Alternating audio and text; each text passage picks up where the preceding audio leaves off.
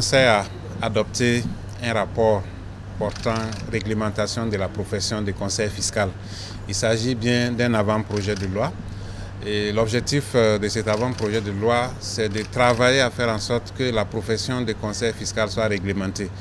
Les conseils fiscaux accompagnent les entreprises dans leurs déclarations fiscales et les assistent également à l'occasion des contrôles fiscaux. Il y a la nécessité pour certaines entreprises de se faire assister par un conseil.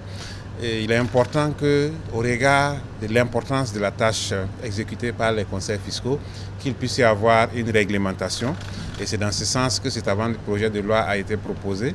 Cela va permettre de réglementer la profession de conseil fiscal et faire en sorte que ceux qui sont des conseillers fiscaux aussi aient des obligations vis-à-vis de l'administration et que l'administration puisse avoir un droit de regard, un droit de contrôle. C'est pour cela que l'administration va nommer un commissaire du gouvernement auprès de l'ordre qui va s'assurer que les textes sont respectés et également qui va s'assurer que les délibérations qui sont faites lors des différentes instances sont en conformité avec les textes. Mais il est important de noter que le conseil fiscal, quand il est dans l'ordre, il est régi par la loi et bien sûr la loi prévoit aussi des sanctions pour des conseils fiscaux qui auront des manquements.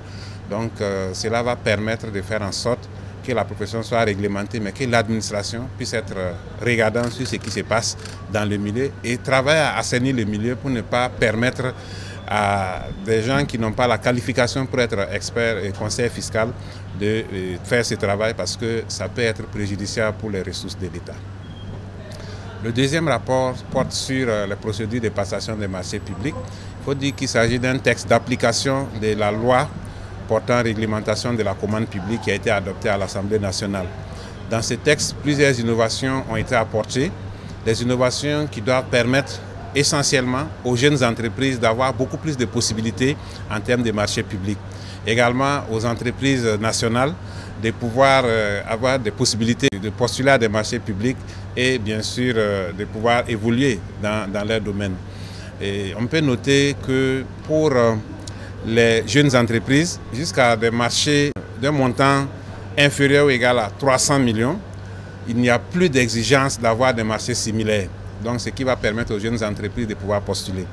Et deuxième élément, il est courant qu'une entreprise individuelle, par exemple, devienne une société.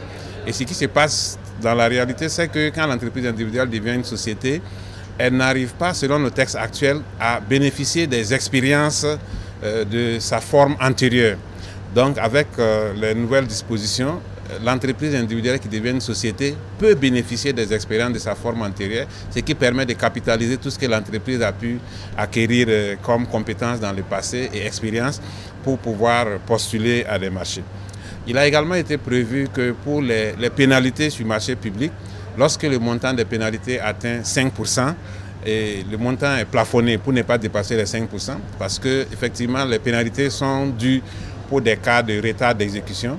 Mais si le montant de la pénalité est exagéré, ça peut être difficile pour les entreprises. Donc le président a donné des instructions fermes pour qu'on puisse accompagner les entreprises dans ces moments difficiles. Et ces accompagnements ressortent clairement dans ces textes qui va permettre de faire en sorte que les entreprises, notamment les plus jeunes, puissent vraiment s'en sortir. Nous avons également prévu que pour des marchés publics obtenus par des entreprises étrangères, qu'il y ait l'obligation qu'elles s'associent à des entreprises locales en groupement pour permettre à ces entreprises aussi d'acquérir de l'expérience, de monter en puissance et bien sûr de pouvoir aussi s'en sortir sur les marchés. Donc autant d'innovations qui vont permettre de renforcer le tissu économique du Burkina et de donner du souffle à nos entreprises et bien sûr leur permettre de contribuer au développement économique et social du pays.